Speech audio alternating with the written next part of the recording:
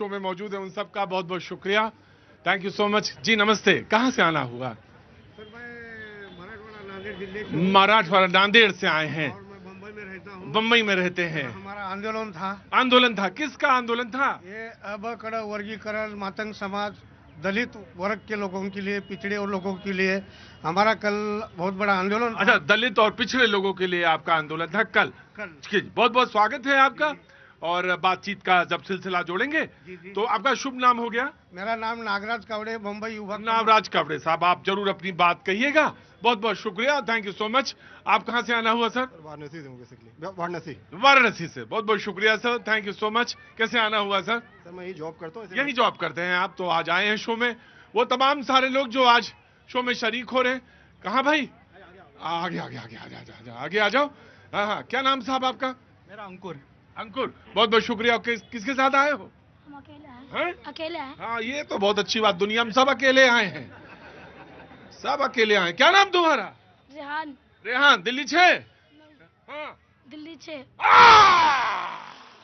पता चल जाता दिल्ली 6 का बाशिंदा। बाशिंदा दिल्ली 6 का पता चल जाए, बच्चा हो चाहे बड़ा हो। ठीक है, शाबाश। कुछ खिला पिलाएं? खा लो कुछ। क्यों? अनजान व्यक्ति को नहीं खाते हैं। अब भरोसा हो गया दिल्ली 6 का है कि अभी और कुछ दिलवाएं? भरोसा है? हाँ, इतने लोगों को भरोसा है कि अभी किसी को ना भरोसा हो ये दिल्ली 6 के नहीं है तो बताओ अभी ये दिल्ली 6 के हैं। इन्होंने परिचय दे दिया, बहुत बहुत शुक्रिया। क्या नाम है तुम्हारा? रेहान। रेहान। जेहान, बहुत अच्छी बात है। अरे अनजान आदमी से नहीं लिया जाता है, अरे अपने चचा से तो लिया जाता है। बहुत बहुत शुक्रिया, थैंक यू सो मच। तमाम सारे लोगों का स्वागत है सर। कहां से आना हुआ आपका? रोहिणी से। रोहिणी से, बहुत बहुत स्वागत है सर। आपका नाम? प्रदीप। प्रदीप जी। और आपका सर? मैं जितेंद्र। जितेंद्र जी। कहां से आना हुआ? देहरादून। देहरादून से, बहुत बहुत शुक्रिया। बाबूजी नमस्ते। आप कहां से आए? नोएडा से। नोएडा से, बहुत बहुत शुक्रिया। आज जो मेहमान हैं अंश वत्स जी, कांग्रेस से पक्ष रखेंगे, बहुत बहुत शुक्रिया। अनंत अमित जी, बीजेपी का पक्ष रखेंगे, बहुत बहुत शुक्रिया। चिराग सेठी जी, आम आदमी पार्टी का पक्ष रखेंगे। संजीव कौशिक जी, राजनीतिक विश्लेषक, बहुत बहुत शुक्रिया। सूर्या मैथिल जी, राजनीतिक विश्लेषक, बहुत बहुत शुक्रिया। राहुल मेहता जी, बहुत बहुत शुक्रिया, थैंक यू सो मच। प्रधानमंत्री ने जो कहा, कल मैंने इस पर बात की थी और उनके भाषण के कुछ इंपॉर्टेंट हिस्से जो है मैं आज रख देता हूं और उसके बाद जो दुनिया में स्थिति है उस पर चर्चा और उसके बाद देश पर जो हालात हैं, जो बातचीत है वो आगे बढ़ाई जाएगी, वो तमाम सारे लोगों के बीच में। युद्ध से पूरी दुनिया में गंभीर ऊर्जा संकट पैदा हो गया है, प्रधानमंत्री का ये भाषण है। भारत के लिए भी हालत चिंताजनक है, प्रधानमंत्री कह रहे हैं। पेट्रोल, डीजल, गैस, फर्टिलाइजर्स की रूटीन सप्लाई प्रभावित हो रही है। हरमुज जो स्ट्रेट है, जो जलडबरू मध्य है, में अनेक जहाज फंसे हैं। 21 से 22 जहाज भारत के हैं, एक तो और आया फिर से।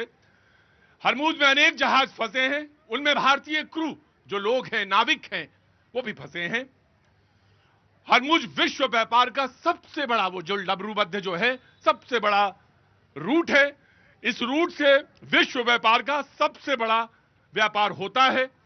अगर ऐसे हालात, जिस हालात में हम हैं, दुनिया है एग्जैक्टली, अगर ऐसे हालात लंबे समय तक रहे तो गंभीर परिणाम होंगे। कोई भी संकट हमारे हौसले और प्रयास की परीक्षा लेता है। जो भी हालात हैं वो हमारे हौसले की परीक्षा ले रहे हैं। देश ऐसे संकटों का सामना कर सके, इसके लिए 12 सालों में लगातार फैसले लिए गए हैं। ये प्रधानमंत्री जी की बात है। देश को भरोसा देना चाहता हूं कि भारत के पास क्रूड ऑयल की निरंतर सप्लाई की व्यवस्था है। मौजूदा संकट ने पूरी दुनिया की अर्थव्यवस्था को हिला दिया है। वेस्ट एशिया, पश्चिम एशिया, जहां पर ये हालात युद्ध के हैं, जो नुकसान हुआ है उसकी भरपाई में काफी समय लगेगा। ये प्रधानमंत्री जी के भाषण का हिस्सा। कोरोना के समय में जो हालात हैं, कोरोना के समय में अलग अलग सेक्टर से निपटने के लिए अफसरों का एक एम्पावर्ड ग्रुप बनाया गया था। एम्पावर्ड ग्रुप जो था, जो समस्या जो थी कोरोना के समय में, ऐसे ही वैसे जिस समय वो हालात थे वैसे ही 7 एम्पावर्ड ग्रुप बनाए हैं सरकार ने स्थितियों से नजर रखने के लिए और निपटने के लिए। यह प्रधानमंत्री का था।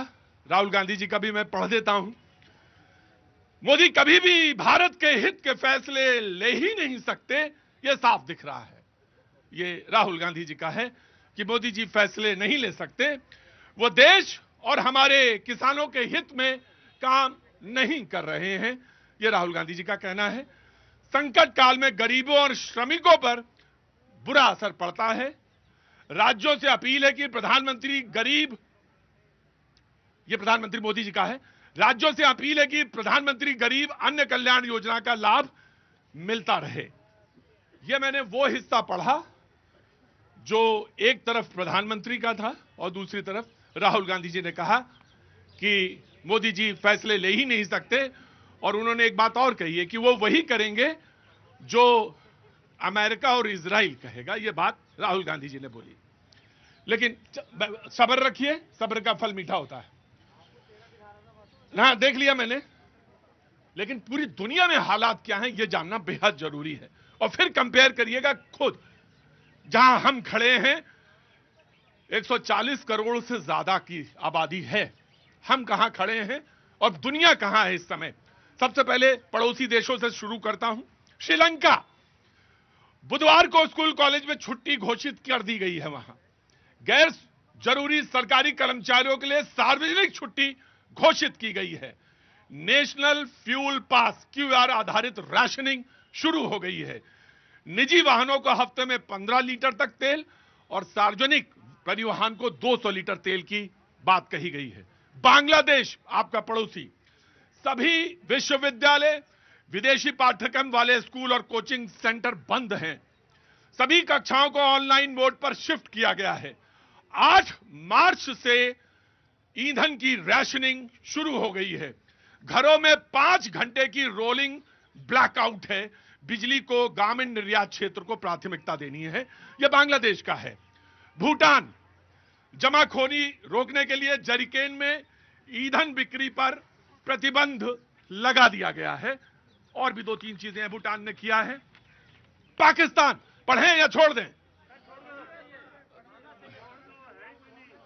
सरकारी कर्मचारियों के लिए 4 दिवसीय कार्य सप्ताह, यानी हफ्ते में 4 दिन काम करना है बस वहां, और 50% वर्क फ्रॉम होम होगा। स्कूल और कॉलेज 2 हफ्ते के लिए बंद कर दिए गए हैं। फिलीपींस, सरकारी कर्मचारियों के लिए 4 दिवसीय कार्य सप्ताह, फिलीपींस का बता रहा हूं। गैर जरूरी सरकारी यात्राओं पर प्रतिबंध है। वियतनाम, व्यवसायों को वर्क फ्रॉम होम सक्षम करने के लिए प्रोत्साहित किया गया है। सार्वजनिक परिवहन, साइकिलिंग और कारपूलिंग को बढ़ावा दिया गया। यह वियतनाम का है। म्यांमार, निजी वाहनों को उपयोग को पंजीकरण संख्या के आधार पर वैकल्पिक ऑड ईवीएम तक सीमित किया गया है। कंबोडिया, लाओस, ये मैं आपको एशिया का पढ़ के सुना रहा हूं। अफ्रीका, अभी पढ़ रहा हूं, चीन का भी पढ़ रहा हूं। चाचा वहीं जाना है ना आपको? वहीं रहते हैं, गलती से यहां आ गए। पढ़ रहे हैं, गलती से यहां आ गए थे। कोई बात नहीं, चीन का भी पढ़ दूंगा। चीन में तो 1 घंटा भी नहीं रह पाओगे जैसे खड़े हो यहां पे। 1 घंटा नहीं खड़े हो पाओगे चीन में इस तरह से। जो तफरी के मूड में आए हो ना, 1 घंटा नहीं चीन में खड़े हो पाओगे इस तरह से। चीन को तो छोड़ दो। अब मैं अफ्रीका के देशों के बारे में पढ़ता हूं। 28 मार्च से मिस्र, कायरो, 28 मार्च से मॉल, रेस्टोरेंट, रिटेलर वीकेंड पर रात 9 बजे के बाद बंदी रहेगी। यह मिस्र में है। सरकारी भवन शाम 6 बजे के बाद बंद हो जाएंगे। बिजली की खपत कम करने के लिए इलेक्ट्रिक बिलबोर्ड बंद कर दिए, जो चमकते रहते हैं बिलबोर्ड, वो बंद कर दिए गए हैं मिस्र में। केन्या, ईंधन राशनिंग पर काम हो रहा है वहां पर। दक्षिण साउथ अफ्रीका, उद्योग स्तर पर नियंत्रण, आवंटन उपाय लागू किए गए हैं। कई प्रांतों में डीजल का स्टॉक खत्म हो गया है। ये साउथ अफ्रीका। किसी ने कहा कि भारत का बताओ, है ना? भारत में तो चचा खड़े हो, पान खा के आओ तब तक बगल में जाओ, चौराहे पान खाओ फिर आओ। कितना मतलब कितना उतावलापन है कि अपना बताओ। अपना तो बता रहे हैं, रोजे बता रहे हैं, 20 दिन से बता रहे हैं। तुम एक काम करो, बगल से चौराहे पान खा के आओ तब तक। अब फिर आके जरा लूंगी में पान थूकते हुए आना मेरे पास। ये है, अभी पूरा नहीं हुआ, कहिए पढ़ता जाऊं। नेपाल के बारे में बताएंगे नहीं, आपको मालूम है। न्यूजीलैंड के बारे में सुन लीजिए। सरकार 1979 के कारलेस डे की नीति, वहां ये कारलेस डे था 1979 में, कि हफ्ते में एक दिन कार नहीं निकाली जाएगी। वो उसी नीति पर पुनर्विचार कर रहे हैं कि एक हफ्ते में एक दिन कार ना निकाली जाए। और ये पन्ना और बड़ा है, मेरे रिसर्च में बहुत सारे देश दिए हैं, जहां जहां यूरोप, स्लोवाकिया, डीजल की कमी और जमाखोरी रोकने के लिए फैसला, स्लोवानिया, वहां भी यही है। तमाम सारे देश हैं, क्योंकि भारत में क्या है यह जानना सबको जरूरी है। हाँ, यूएस की इकोनॉमी के जो है, हाँ जी, बैंड बजी है सर। जिनको मालूम होगा, तब आप पैदा नहीं हुए होंगे, जब वो एक युद्ध में इन्वॉल्व हुए थे, उसके बाद क्या स्थिति थी। युद्ध कहीं भी हो, युद्ध कोई भी हो, कोई युद्ध हो, उसके बाद आकलन जब करने बैठता है आदमी ना, प्रधानमंत्री ने ठीक कहा, पश्चिम एशिया को इस स्थिति से उभरने में सालों लगेंगे। ये स्थितियां हैं, और हम जहां खड़े हैं कैनॉट प्लेस, वहां से ये बातचीत हम कर रहे हैं। हमें आपको मालूम है कि क्या स्थितियां हैं। ऑफकोर्स चिंताजनक हैं, चिंताजनक हैं। हम अभी चिंताजनक स्थिति पर हैं। हाँ जी, है कंट्रोल में है। अब इस स्थिति में आप गाली देना चाहते हैं किसी को, तो गाली देने के लिए आप सुरक्षित हैं। जो भी गाली देना चाहते हैं किसी को भी, यू आर फ्री, आप गाली दीजिए। आप सारे लोग गाली दे सकते हैं, किसी को भी, कहीं भी, आप फ्री हैं। ये कि देश में, भाई साहब रुकिए, आप तो अपना खाना बंद कराए और टिफिन खा के आए होंगे चाट के, रुकिए। यू आर फ्री, आप गाली जितना देना चाहें, किसी को देना चाहें, गरियाना चाहें, गरिया सकते हैं। लेकिन स्थितियां मैंने पूरे दुनिया की बताई आपको। यूरोप, अफ्रीका, एशिया और मध्य एशिया की तो बात ही नहीं की हमने। क्या हालात है वहां, मिस्र का बताया है। Now the Congress will come. और आपने जो ये बात कही है, क्यों कही है मुझे नहीं मालूम, लेकिन कही है।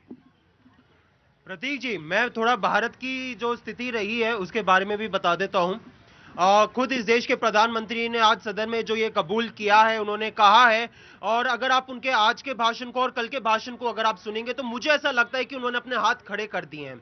उसी जिसका वो कोविड का बड़ा बड़ा हवाला देके यहाँ पे बोल रहे थे अपने भाषण में, तो मुझे लगता है कि उन्होंने कोविड में जैसे जनता को असहाय छोड़ दिया था। और ये बात किसी से छुपी नहीं। हमने देखा है कि कैसे गंगा नदी में कोविड के समय पे लोगों की लाशें रखी रही थी।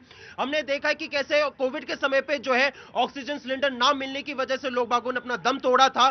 जो लोग हॉस्पिटल में बेड मिल गए थे उन्होंने दम तोड़ा, वो तो एक अलग बात थी, लेकिन जिन्होंने सड़कों पे दम तोड़ा था वो बात का एक आंकड़ा अलग है।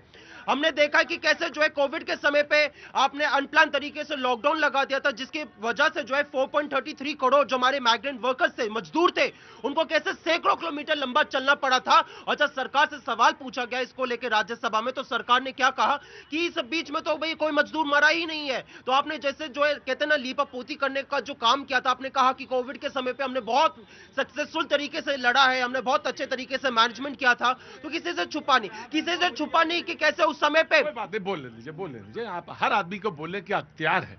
ये देश यही तो अभी लोग पूछा अपना बताओ लोग कह रहे थे ना, तो मैंने कहा चाचा पान खा के आओ चौराहे तक, फिर अपना बता रही है, अपना ही तो बता रहे हैं। हाँ सर, झूठ तो नहीं बोलना चाहिए, कम से कम तो जोर से बोलिए। झूठ नहीं बोलना चाहिए सर, जोर से बोलिए। झूठ नहीं बोलना चाहिए। झूठ नहीं बोलना चाहिए। हाँ जी, मरे थे सर, मरे थे सर, मरे थे क्योंकि सुनिए सर, सोनू सूद जी ने मदद किया था, मरे थे लोग, ऐसा नहीं मरे थे। लेकिन मैं ये जानना चाहता हूं, मैं एक बात, अगर आप एक बात ईमानदारी से नहीं कह सकते तो फिर आपको कहने का, कोई बात कहने का, सुनिए सर, फिर कोई बात कहने का अख्तियार नहीं है। अगर ये ना होते कोई और होता कोरोना में तो क्या होता, ये जवाब है। हाँ जी, मोदी जी के कारण सेफ थे लोग, ठीक है ना, मरने की संख्या कम हुई। लोग कंट्रोल में किए। ये लोग तो सब घर में बैठे थे, कांग्रेसी सब तो घर में बैठे थे, उनको कोई काम नहीं था। मुफ्त राशन दे करके खाते में पैसे डाल करके मोदी जी ने जनता को जिंदा करके रखा हुआ है। क्या बात करते हैं? हमारे मैं मजदूर आदमी था, मेरे यहाँ किट भी गई, मेरे खाते में पैसे भी आए और मैंने 4 महीना में घर बैठ करके मुफ्त राशन योजना से मोदी जी ने हमको जिंदा करके रखा। आप बात करते हैं। एक बात और मैं कहना चाहता हूँ, इन्होंने कहा अभी एक बात नहीं, बात इन्हीं की होगी। पहले सवाल मैंने रखा, चाचा ठीक है ना, ईद बढ़िया रही ना, आज चमक रिया है, आज बड़ा चढ़ा सामने से, सूट देखने तो मुझे, आई गजा चमक रिया है आज, चाचा चमक रिया है जी। पूरी बात होने दीजिए, पूरी बात। देखिए, अभी यहाँ पे कोई हमें भाई बता रहा था कि सोनू सूद जी ने मदद किया था। वो यही तो दुर्भाग्यपूर्ण बात है इस देश की कि एक अभिनेता को आके मदद करना पड़ा और सरकार के एक भी नुमाइंदे की यहाँ पे, अगर आप कोई नाम बता सको तो बता दो। सोनू सूद का आप सबने यहाँ पे नाम लिया, ताली बजाई। एक सरकार के नुमाइंदे का नाम लेकर बता सको तो बताने का काम करिए। दूसरी बात मैं कहना चाहूंगा, कोविड के समय पे, एक सेकेंड, कोविड के समय पे सरकार ने सबसे कहा देशभक्ति का आप सबको प्रमाण देने की जरूरत है। पीएम केयर्स फंड में आप सब लोग अपना दान देंगे, देशभक्ति के नाम पे ये जाएगा। एक सेकंड सुन लीजिए, कांग्रेस ने कितना दान दिया कोरोना काल में? बताएं जनता को कितना दान दिया। सिर्फ खाली जो है, एक बार सुनिए, खाली जो है ये वोकल एक तरफ का नहीं होगा, झूठ का ढोल बजाने से काम नहीं होता। उस कोरोना काल में आपने जनता के साथ कितनी मदद की, कितनी आबाद करना जनता के घर में आपने राशन पहुंचाया है। यह बताइए कि अगर आपने कोविड के समय पे पीएम केयर्स फंड में पैसा लिया तो उसका ऑडिट कराने से काहे डर गए? जब आपसे कोर्ट में सवाल पूछा गया कि कितना पैसा लिया, कहाँ पैसा कम किया, तो हमने कहा ये तो भाई प्राइवेट संस्थान है, तो हमने पैसा क्यों सर जो भी है झूठ ना बोला जाए, बिल्कुल ये झूठ बोला जा रहा है, पूरा झूठ बोला जा रहा है। सर आगे आइए। फैसला जनता के हाथ में है, आज सवाल रखे जाएंगे। सवाल बोलेगी जनता कि सही या गलत। जी बाबूजी, ऐसा है, ये झूठ ना बोला जाए, बस जो बात की गई है वो बोला जाए, झूठ न बोला जाए। रुको, झूठ, मैं आ गया। ये देश ऐसा है जिसके अंदर 3 वैक्सीन बनी थी और सबको दी थी और पूरे वर्ल्ड में सप्लाई की थी हमने। और यही वाले एसपी वाले बोलते थे ये तो बीजेपी की वैक्सीन है, ये तो हमने नहीं लेनी, लेकिन चुपके से कोविड कर रहा था। आपका साहब बिल्कुल अच्छा सर, आप ही बोलेंगे, आज आप ही बोलेंगे, बाकी लोगों को तो सिर्फ हमने बुलाया है ऐसे ही। को बुला लिया आपने क्या? छोटा पप्पू को बुला? नहीं, देखिए व्यक्तिगत आक्रमण नहीं होंगे, नहीं, ये शब्द मुझे यहाँ पे मंजूर नहीं है। प्रधानमंत्री जैसे आए, राहुल गांधी को जी को पता चला और प्रधानमंत्री आएंगे, जब आए प्रधानमंत्री, अब राहुल जी चले गए। मैं उल्टा कह रहा हूँ, जैसे राहुल जी को पता चला प्रधानमंत्री आ जाएंगे, राहुल जी फ्लाइट पकड़ के चले गए। राहुल जी क्यों भाग जाते बार बार संसद से? क्यों नहीं बैठते पार्लियामेंट में? वो क्यों नहीं बैठते? वो कहते हैं जी मैं बोलूंगा मोदी चले जाएंगे। कल तो मोदी जी बोलने आए थे, तुम फ्लाइट पकड़ के चले गए। देश इतना क्राइसिस में और तुम अपना हवाई जहाजों में घूम रहे हो, क्या मतलब है आपका? जिम्मेदारी किसकी है? सारी जिम्मेदारी पर नहीं, सरकार की नहीं है, ना तो सरकार की है, ना सरकार के कैबिनेट मंत्रियों की है, मोदी जी की है। चाचा हमें तो सिवैया ही खानी है, और सिवैया के ऊपर जो मलाई है वो और अच्छा है। नहीं प्रतीक जी, मैं यही कहना चाहूंगा कि यहाँ पे हम लोग कोविड को लेके बात कर रहे हैं, लेकिन एक चीज मैं कहना चाहूंगा, अभी यहाँ पे वैक्सीन को लेके बात हो रही थी कि 3 वैक्सीन बनी, लेकिन कोविड, लेकिन हमें याद रखना चाहिए कि पहले भी पोलियो की बूंदें लगती थी। उस समय पे कभी भी जो पूर्व के प्रधानमंत्री रहे, कोई प्रधानमंत्री रहे हो, चाहे जब भी जिसने भी लगवाई हो, है ना, कांग्रेस के समय पे हमारी लगी थी उस समय पे पोलियो की बूंदें, लेकिन कभी भी सर्टिफिकेट पे, वैक्सीन के सर्टिफिकेट पे अपनी फोटो नहीं लगाई। लेकिन आप किसने लगाई? फोटो दिखाओ, फोटो दिखाओ, किसने लगाई? कांग्रेस ने क्या काम किया? वो दिल्ली के जनता ने 2 बार इलेक्शन में दिल्ली के जनता ने दिखाया कांग्रेस ने कितने टाइम मौजूद रहे जनता के साथ। कांग्रेस अगर मौजूद रही थी तो आज की डेट में आम आदमी पार्टी और फिर भाजपा को नहीं आना पड़ता, अगर कांग्रेस मौजूद होती दिल्ली के जनता के साथ। Now you have to wait. BJP very short, आज आपका मौका कम है, बाकी जनता के पास ज्यादा है मामला, तो जल्दी जल्दी बोलिए। देखिए भैया जी, कल माननीय मोदी जी ने लोकसभा में और राज्यसभा में जिस तरीके से देश के जनता को संबोधित करते हुए तमाम समस्याओं के साथ उन्होंने कहा कि वैश्विक संकट जो है यह देश के लिए भी खतरे की घंटी है। उन्होंने सभी देश की जनता को सम्मान के साथ कहा। उसके साथ मैं ये भी बताना चाहता हूं कि मैं सारी बात छोड़ देता हूं। माननीय राहुल गांधी जी ने ये जो शब्दों का कल प्रयोग किया कि 25 मिनट तक मोदी जी क्या नहीं करता है, बढ़ता है, बहुत चीजें कहा। और ये कांग्रेस के एक प्रवक्ता है, उन्होंने इस वैश्विक संकट में पूरी 140 करोड़ आबादी इस सरकार के साथ है, लेकिन वो प्रवक्ता एक पोस्टर लेकर आया है और पोस्टर क्या बता रहा है? इस वैश्विक संकट में जिस तरीके से दुनिया जूझ रही है, लेकिन यहां विपक्षी दल सरकार के खिलाफ जो आंदोलन कर रही है और जो नैरेटिव सेट कर रही है वो भिन्न है। लेकिन मैं कांग्रेस के मित्र से पूछना चाहता हूं, हिमाचल में किसकी सरकार है? आज हिमाचल में पेट्रोल पे 5 रुपए दाम बढ़ाए गए हैं। और किसके लिए बढ़ाए गए हैं? विकलांग के लिए। ये कांग्रेस से पूछिए। लेकिन आज पूरी दुनिया में 85 देशों में तेल का दाम बढ़ा है और आपने इतना प्रमाण बताए पूरी मैं एक बात कहता हूं, देखिए वो, अरे रुको मेरे भाई, मुझे कहने दो मेरे मालिक। वो छोटा सा एक प्रदेश है, एक मिनट सर, एक छोटा सा प्रदेश है, उसके भी रेवेन्यू बहुत सीमित होते हैं। हिमाचल, अरे रुको, हमने अपराध नहीं कर दिया है? उस प्रदेश में गरीब जनता नहीं रहती है, वहाँ जनता का दर्द नहीं मालूम है आपको? अरे तुम सुनिए, और गरीब जनता को हिमाचल प्रदेश में नहीं रहती है, आपने 5 रुपए कैसे बढ़ा दिया? अगर आपको जनता का दर्द होता तो आप जनता के लाचारी का फायदा ना उठाते, उसके घर में उसकी। आप मुझे एक चीज बताइए, हिमाचल प्रदेश में गरीब जनता रहती है लेकिन इस देश में नहीं रहती।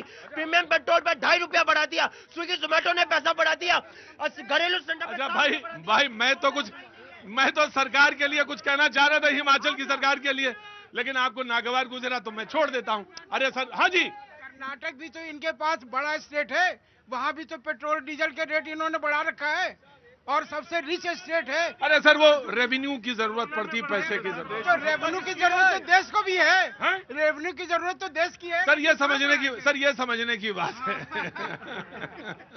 और भैया जी, मैं जरूरत है सर, संसाधनों की तो जरूरत है। पैसा नहीं होगा तो हम कैसे चलेंगे? हर एक को पैसे की जरूरत है, गवर्नमेंट हो चाहे वैसे ही हो, लेकिन है ना इस तरीके से तो मुझे कुछ ना हो सर, एक चीज मैं जानता हूं, कुछ हो ना हो, हमारे देश के प्रधानमंत्री को गाली मत दो। इंडिविजुअल जब जो करते हैं ना अटैक, वो गलत है। वो देश का प्रधानमंत्री है, उसका नहीं, किसी पार्टी का नहीं है। सर ये बात बिल्कुल सही बात है। ये मैं आपकी इस बात, 2 बातें मैं कहना चाहता हूं सर, मैं आ रहा हूं, मैं 2 बात, रुको नहीं होनी चाहिए, नहीं, मैं कुछ और बात कर रहा हूं, मैं कुछ और बात कर रहा हूं। 2 बातें भाई साहब, रुको मेरे बात, दाढ़ी वाले भैया रुको, तो 2 बातें। एक तो इस देश की मेधा पर मुझे बड़ा भरोसा है, मेधा माने शब्द इस्तेमाल कर रहा है, बुद्धि पर बड़ा भरोसा है, बहुत भरोसा है। और दूसरा यह कि गाली किसी को नहीं देनी चाहिए, गाली किसी को नहीं देनी चाहिए। और तीसरी बात, जब देश महत्वपूर्ण फेज से गुजर रहा हो, पूरी दुनिया गुजर रही हो, उस समय एक साथ खड़े होना चाहिए, एक साथ खड़े होना चाहिए। मुझे मालूम है कि ये संकट का समय, मुझे मालूम है। देखिए, मेरी भी एक पार्टी है, मैं भी एक वोट डालता हूं। जरूरी नहीं है कि वो कोई वही पार्टी है, कोई पार्टी है, आपकी भी है, आपकी, लेकिन देश ये एक ही है, देश एक है, इसमें कोई बंटवारा। हमने दिया है वोट, प्रधानमंत्री ये हैं, अगली बार कोई और होगा। चाचा, इसमें कोई ऐसी बात नहीं है, अगली बार कोई और होगा। Please complete.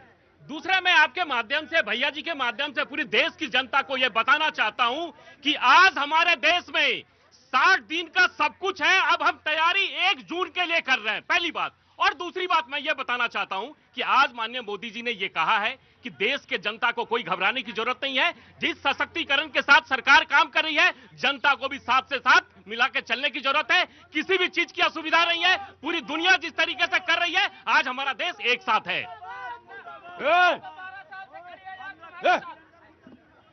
देखिए, मोदी जी को 24 दिन लगे आकर बताने के लिए कि देश में स्थिति क्या है। 75 दिन का अगर रिजर्व है, 33 करोड़ एलपीजी वाले हैं, कौन ये कह देगा कि इस पेशाब की थैली पहले एक आदमी जो है ये सिलेंडर की लाइन में लगा है, ये जमाखोरी कर रहा है। अगर कोई बोल दे जमाखोरी कर रहा है, मैं अपना नाम बदल दूंगा। आज देश एक मुसीबत में है, पर उसको मुसीबत में डालने वाला वो आदमी है जो मेडल लेने इजराइल गया था। वो आदमी है जिसने ईरान का कंडेमनेशन नहीं किया, जिसने पेट्रोल के लिए बात नहीं करी। शराब की लाइन में लगना चाहिए बस। ये जो बंदे की फोटो दिखा रहे हैं, इसको शराब वाली लाइन में लगना चाहिए। ये सब लाइन में लगना चाहिए। सब कोई बंदा नहीं मरा, सब कोई बंदा नहीं मरा, सीधी बात है।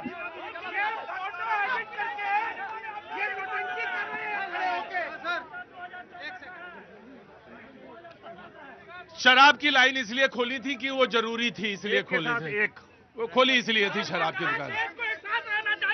क्या ये एक साथ खड़े हैं? क्या इस आपातकाल में विपक्ष साथ खड़ी है? नहीं, क्योंकि इसे कुर्सी चाहिए, ये उसका इस्तेमाल करती है।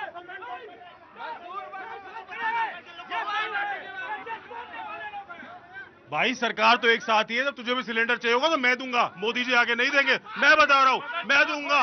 उसके बाद अरे भाई अगर जमाखोरी है तो ये आदमी जमाखोरी नहीं कर रहा, जवाब देके दिखाओ इस पे। मैं कह रहा हूं पहले कोरोना आया तो लोगों पे छोड़ दो, डिमोनेटाइजेशन तो लोगों पे छोड़ दो, अब पेट्रोल डीजल की कीमतें बढ़ रही है तो लोगों पे छोड़ दो। एयर कैपिंग सोचिए, आपका एयर फ्यूल जो है, आपका जो एयर का किराया है वो बढ़ा दिया, 25 रुपए की सीट कम कर दी और 2,500 रुपए किराया बढ़ा लो। अब बोलेंगे देखो हमने मास्टर स्ट्रोक, अभी बोलेंगे हमने मास्टर स्ट्रोक किया कि जब आप प्लेन में अपनी सीट सिलेक्ट करते हो 250 रुपए नहीं दे रहे, हमने सीधा टिकट ही बढ़ा दी 2,500 रुपए की। अब आप खुश रहो।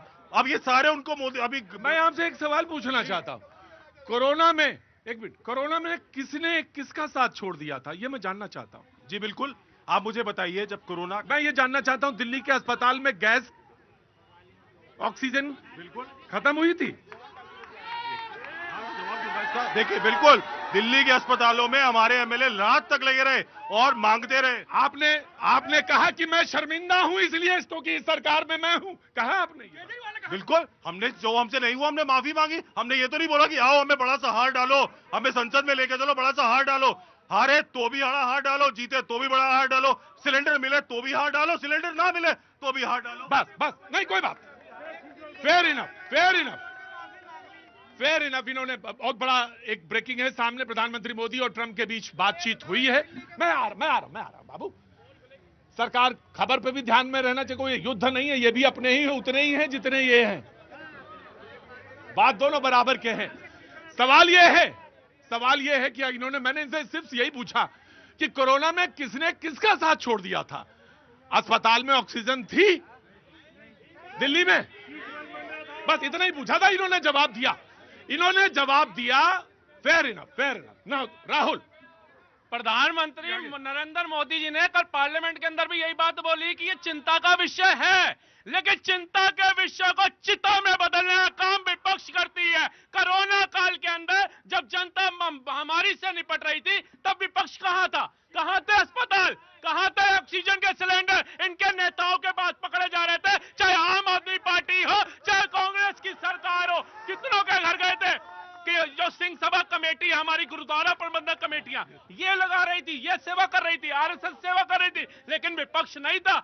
आज जब मोदी जी ने कहा चिंता का विषय, मुझे तो तुम एक बात बताओ, ऐसी कोई हिकमत हो, लड़ाई से नहीं, युद्ध से बात नहीं होगी। युद्ध तो जहां चल रहा है उसका परिणाम हम झेल रहे हैं, पूरी दुनिया झेल रही है उसका परिणाम। तुम तो कोई ऐसी बात बताओ, अगर तुम सोच के आए हो कि अगर हम ऐसा करें तो हम देश में हम आए मेरी जान मैं तो ऐसा काम करूं कि मैं आज 1 किलो गैस बचा दी। ये कोई ऐसा हिकमत हो तो राहुल बता के आना, और कल तुम्हें हम बोलने का पूरा मौका देंगे। ऐसा जैसे फिलहाल जैसे ये हो सकता है कि हम चावल खाएंगे, रोटी नहीं खाएंगे, या हफ्ते में 1 दिन रोटी खाएंगे, आप सोचेंगे इसको अरे ये कैसे हो गया।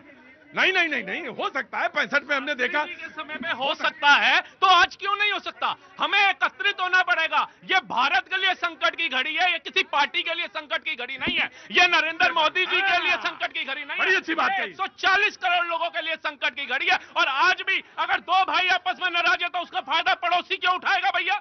आज अगर हम 2 भाई पूरा परिवार एकत्रित हो जाएंगे तो किसकी मजाल है 140 करोड़ का झुका देगा? जहां अभी आपने उदाहरण दिया, कितनी कितनी कंट्रियां जूझ रही हैं, कितनों ने लॉकडाउन लगा दिया अपने अपने देशों में। 140 करोड़ की आबादी वाला देश आज भी अपने पैरों पर स्थिर खड़ा है और आज भी प्रधानमंत्री नरेंद्र मोदी ट्रंप से बात कर रहे हैं एशिया के अंदर जो स्थिति है इसको खत्म करने के लिए। राइट, प्लीज आ रहा हूं, मैं आ रहा हूं, कांग्रेस आ रहा हूं। बीजेपी, हाँ सुनो, आप ये कह रहे हैं, कांग्रेस भी कह रही है कि कोरोना में ये कर दिया वो कर दिया। नॉर्मल सी बात है, एक ऑफिसर लेने के लिए एक ड्राइवर भी जाता है, गाड़ी भी जाती है, हैं? दो चार को वो लेके आता है, गाड़ी फ्री जाती है ना उसकी। ड्राइवर को भी कहते हैं वो मजदूर भूखा रह जाए, उसको दिहाड़ी कट जाए, उसकी दिहाड़ी दे दो, गाड़ी कंपनी में रख दो, घर से वो बैठा काम कर लेगा। हर जगह ऐसे तकरीबन गाड़ी में ऐसा होगा, सीएनजी बचेगी, पेट्रोल भी बचेगा। क्यों नहीं? क्या नाम है आपका? चांद सिंह। चांद सिंह, रुको एक मिनट, तो पान खा के आप लॉकडाउन भी नहीं लगेगा। तो क्या नाम है आपका? चांद सिंह। चांद सिंह जी कहाँ के रहने वाले हैं? महिपालपुर से आया मैं। महिपालपुर से। क्या काम करते हैं भाई साहब? मैं टेलर का काम करता हूं। टेलर का काम करते हैं। महिपाल जी, आपने जो सुझाव दिया है ना, बड़े बड़े 30 मार खां, ये कांग्रेस वाला बड़े रुको, बड़े बड़े 30 मार खां। इतने दिन हो गए मेरे बाल जो है मैं सफेद हैं, सारे रंगे हुए बाल हैं सारे मेरे। जी आइए, रुको, अब ऐसा करो, उठा के सुनो, एक ईंटा लाओ, खोपड़ी में इनको पटक दो। प्रतीक जी, एक आदमी ने सुझाव दिया, बस सिर्फ एक सुझाव, ये आफत है। प्रतीक जी, झूठ नहीं बोलना चाहिए। ये मोदी से परेशान है, बता। ये टिफिन का डब्बा लेकर रोज आते हैं, ये रोज टिफिन का डिब्बा लेके आते हैं, इसमें 4 तरह की सब्जी होती हैं, 4 तरह की सब्जी लेके आते हैं और साथ में अचार भी होता है। लो प्रतीक जी, देश की जनता ये सामने खड़ी हुई है, झूठ नहीं बोलना चाहिए, बड़े जोर से ताली बजाई है। कोरोना में आप लोगों के घर से कोई नहीं गया था, दवा की कमी नहीं हुई थी, कोई मरा नहीं था, ऑक्सीजन की कमी नहीं हुई थी। शर्म आती है लोगों को ताली बजाते हुए, और लाशों को जलाने के लिए आप स्मशान घाट में नंबर लगाने की जरूरत होती थी। आप कहते हैं कि विपक्ष से सवाल पूछिए, राहुल गांधी कहाँ थे? अरे सरकार चुनते हैं, सरकार से सवाल पूछते हैं, विपक्ष क्या करेगा? आज विपक्ष से आप सवाल पूछ रहे हैं, झूठ बोल रही है जनता ना। कहीं किसी को गैस की दिक्कत नहीं हो रही है, झूठ बोल रही है जनता, किसी को दिक्कत नहीं हो रही है। आप लोग बोल रहे हैं, एक बार जाकर के गैस एजेंसी के पास जाके देखिए, 4 आदमी आते हैं, 4 कोने में खड़े होते हैं, 4 आदमी आते हैं, एजेंडा चलाते हैं, और आप लोग को तकलीफ नहीं महसूस हो रही है। हम ये कह रहे हैं कि सरकार का काम है इन सब नीतियों को हमें तकलीफ नहीं होनी चाहिए, किसी भी जनता को तकलीफ नहीं होनी चाहिए, लेकिन 4 कोने पर से खड़े। भाई साहब, आप एक बात सुनिए, बताइए। तकलीफ 2 देश 2 मुल्क लड़ रहे हैं, हाँ। उसकी आंच यहां तक आएगी तो तकलीफ तो भाई साहब होगी। मेरी बात सुनिए, तकलीफ तो भाई साहब होगी। दूसरी बात सुनिए, आपकी उम्र क्या है? मिसाल के तौर पे 50 साल, पिताजी की उम्र 70 साल मान लेते हैं, या 75 साल, बाबा की उम्र मान लो 95 साल, बाबा के पिताजी की उम्र मान लो 110 साल, 200 साल, 300 साल। तुमने सुना कोरोना जैसा कभी हालात बने? तुमने अपने जीवन काल में, बाबा के काल में, परबाबा के काल में कोरोना जैसे मानव इतिहास की जो बड़ी घटनाएं हैं उनमें कोरोना भी एक है। सुना तुमने सुना? मरे नहीं लोग, झूठ क्यों? मरे तो कौन कह रहा नहीं मरे? मरे लोग, हाँ तो मरे, लाशों के अंबार लगे थे। पढ़ के नहीं आते हैं, 2 देशों में युद्ध हो रहा है। अमेरिका, सुनो, अमेरिका और इजराइल एक तरफ है, ईरान एक तरफ है। तो क्या चाहते हो तुम? हम कह रहे हैं, लड़ाई जब उन देशों में हो रही है, मेरा रुपया क्यों नीचे गिर रहा है? डॉलर क्यों मजबूत हो रहा है? इधर आओ। इसके लिए यहाँ खड़े हो। A+B का होल स्क्वायर इक्वल टू कितना होगा? इसके लिए तो क्लास में जाके पढ़ना पड़ेगा। A² + B²। रुको, नो। तुम्हारा डॉलर क्यों, जब डॉलर है तो रुपया क्यों गया?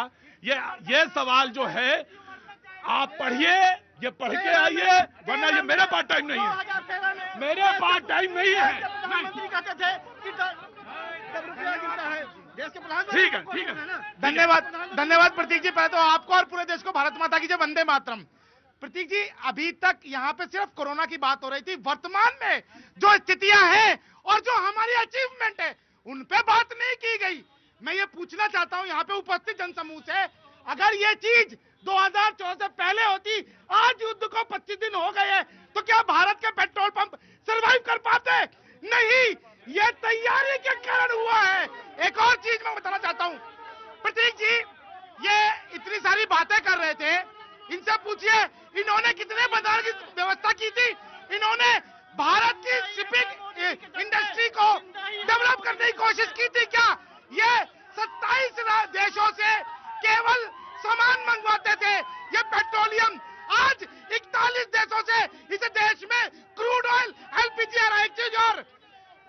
बात सुनिए, मेरी बात सुनिए।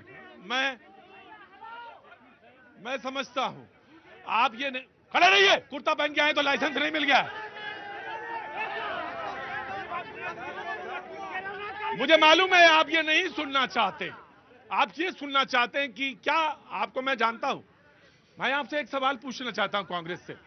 आप मुझे बताइए 2009 में आपने ईरान, पाकिस्तान और इंडिया के बीच में जो गैस लाइन आनी थी वो 2009 में अब्रप्टली क्यों बंद कर दी? मुझे बताइए आज वो गैस लाइन क्यों बंद हुई, इसका जवाब दीजिए। प्रतीक जी, हर उस पे जो है इसलिए बंद, रुकिए, मैं ना मुझे बताने दीजिए। वो बंद इसलिए हुई थी भाई साहब क्योंकि प्रेशर था किसी एक कंट्री का। यूएस के प्रेशर ईरान बंद किए, यूएस के प्रेशर ईरान बंद किए। जी, आप कहते हैं कॉम्प्रोमाइज, आप कहते हैं कॉम्प्रोमाइज। प्रेशर किसका था उस जमाने में? किसका प्रेशर था? अमेरिका ने बोला ये लाइन नहीं आएगी। रुको यार, मेरी बात थोड़ा धीरे बोलो, जनता जो है ना वैसे ही परेशान रहती है, थोड़ा धीरे बोलो। प्रतीक जी, आपने जो प्रश्न उठा दिया लाख टके का है, इस बात पे कांग्रेस जवाब नहीं दे पाएगी कि 2009 में आपने सरेंडर क्यों कहा। और अगर आपको लगे तो गूगल करिए, अभी पता चल जाएगा ईरान, भारत और पाकिस्तान के बीच में जो गैस लाइन आनी थी वो बंद क्यों हो गई 2009 में। 2 मिनट गूगल में लगेगा, टाइम करके देख लीजिए।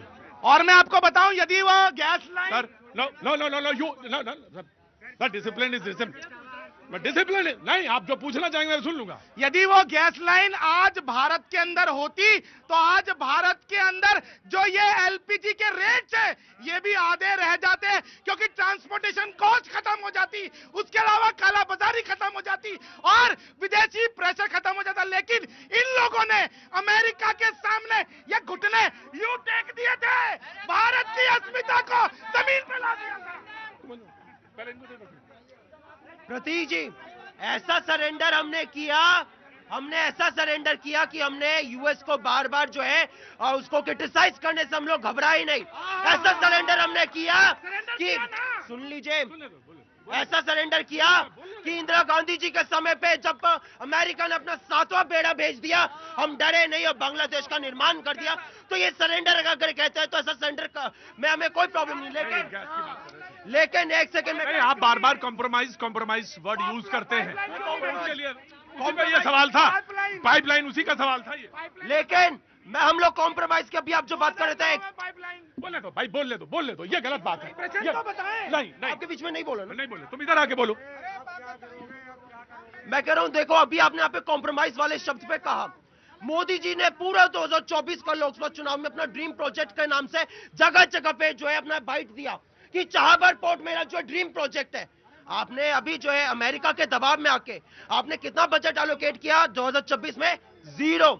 आपने चाहबरा पोर्ट के लिए आपने बंद कर दिया अमेरिका के दबाव में। हम क्या सवाल नहीं पूछेंगे, लेकिन एक चीज मैं कहना चाहूंगा, मैं काफी टाइम से कहना चाह रहा था। 2009 में आप उसी सवाल का जवाब आप अलग से दे रहे हैं। 2009 में क्या हुआ ये आप जानते हैं? मैंने बता दिया सरेंडर वाले पे, ठीक है। लेकिन मुझे एक चीज बताइए, सुन लीजिए, लेकिन हम लोग एक चीज पूछना चाहेंगे कि अगर इस देश में, आप मुझे बताइए कि अगर इस देश के लोगों को सिलेंडर नहीं मिल रहा है, लोगों के घर में खाना नहीं बन रहा है, सवाल हम लोग मोदी जी से पूछे कि राहुल गांधी जी? मुझे एक चीज बताइए,